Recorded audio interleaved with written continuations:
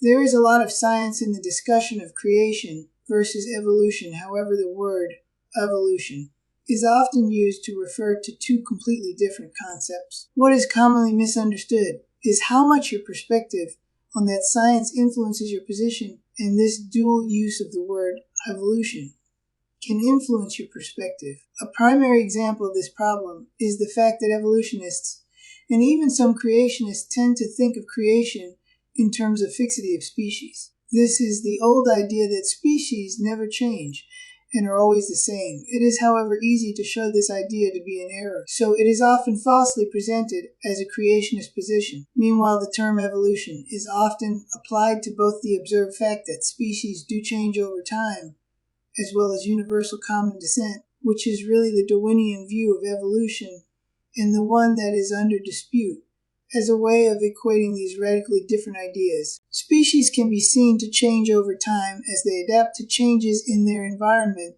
and as mutations accumulate in their genomes, causing degeneration. This is a concept that is not only observable, but it is well accepted among creationists. Making arguments against creation on this basis fallacious. It simply means that as described in the Bible, God created various kinds of animals that following the flood diversified into the species we observe today as they adapted to the post-flood world.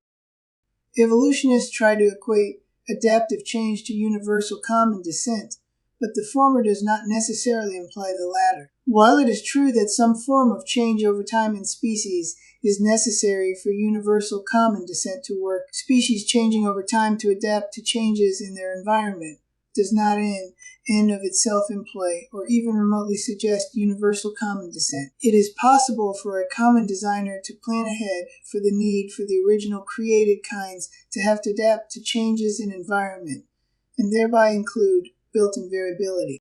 The reason why evolutionists use the word evolution to refer to both universal common descent and adaptive change is not only history, because Darwin mixed the two terms up, but it is much easier to get somebody to accept universal common descent if it is connected to the observation that animals adapt to changes in their environment.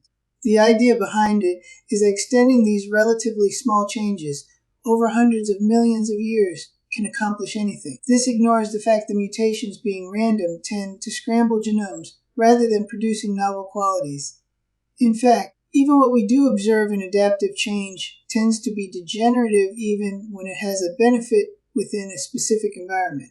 Ultimately, the use of the word evolution for both concepts is a gigantic bait and switch that has been going on for at least 165 years since the publishing of Darwin's Origin of Species. The entire strategy is to connect the two in people's minds so that they see adaptive change and universal common descent as one and the same. The ironic final result of this bait and switch is that you can accept the observed adaptive change but reject universal common descent and still be accused of denying evidence.